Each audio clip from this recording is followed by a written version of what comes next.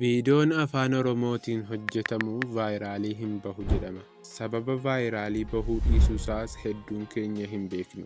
Viidiyoon keenya nama ofitti harkisu. Kan nama ofitti harkisu gochuuf immoo viidiyoo editingii nu barbaachisa. Viidiyoo editingii barachuuf yuutuubii irrattis ta'ee sooshaal miidiyaa biraa irratti baay'inaan afaan keenyaan hin argamu. Yeroo baay'ee namoonni yommuu waa'ee viidiyoo editingii dubbatan laaptooppii qaalii yookaan PC dandeettii guddaa qabu barbaachisa jedhu. Garuu dhugaan jiru bilbila harka keenya keessa jiru qofa fayyadamuun ogummaa kana barachuu fi erga barannees hojii jalqabuun galii mataa keenya manuma teenyee argachuu fi sooshaal miidiyaa irratti viidiyoo nuti hojjennu akka vaayiraal bahu gochuu dandeenya. Nutis kanaaf chaalenjii guyyaa 60 turu isiniif qopheessine. Viidiyoo kana keessatti baratamuun akka danda'amu qofa dubbachuu osoo hin taane akkamiin ji'a 2 keessatti ogummaa kana barachuun akka galii argachuu dandeessan isteep baay isteeppiidhaan isinitti argisiisa. Kanaaf immoo guyyaa guutuu fi maallaqa kaffaluun isin hin barbaachisu.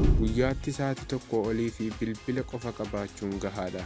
Inni jalqabaa fi murteessaan appilikeeshinii editingiif nu barbaachisanidha. Inni jalqabaa akkuma isin beektanuu kaapkatiidha. Inni lammaffaan hunda keessaniif iccitii isinitti ta'e after motionidha. Kaapkatiin saawund effektii, tiraanzishinii fi wantoota kana fakkaatan saffisaan hojjechuuf nu gargaara. After motioniin immoo akkuma after effektii PC irraati. Mooshin giraafiksii fi animeeshinii ciccimaa uumuuf nu gargaara. Appilikeeshinii after motionii Play Store irra waan hin jirreef telegiraamii keenya @fedel_official irraa daawunlood godhachuu dandeessu.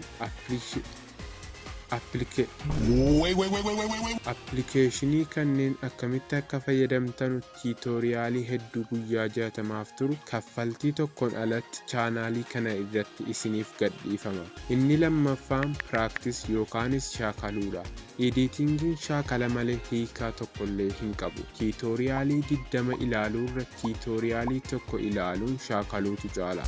Isinis guyyoota 60 kana keessatti wantoota nuti isiniif gadhiifnu shaakaluun ogummaa keessan guddifataa deemu. Kana booda barumsa after motionii fi kaapkat dabalatee isiniif ni dhiyeessina. Chaalenjii guyyaa 60 turu kana nuti namoota hedduu osoo hin taane namoota fedhii qabanii fi hanga xumuraatti nu waliin imalan qofa barbaanna. Kanaaf gara fuulduraatti deemuuf amma sabiskiraayib gochuun maatii keenya ta'a. Sheer gochuunis obboloowwanii fi hiriyoota keessan affeeraan siniin jedha. Amma viidiyoo biraatiin walitti deebinutti nagaan naaf tura.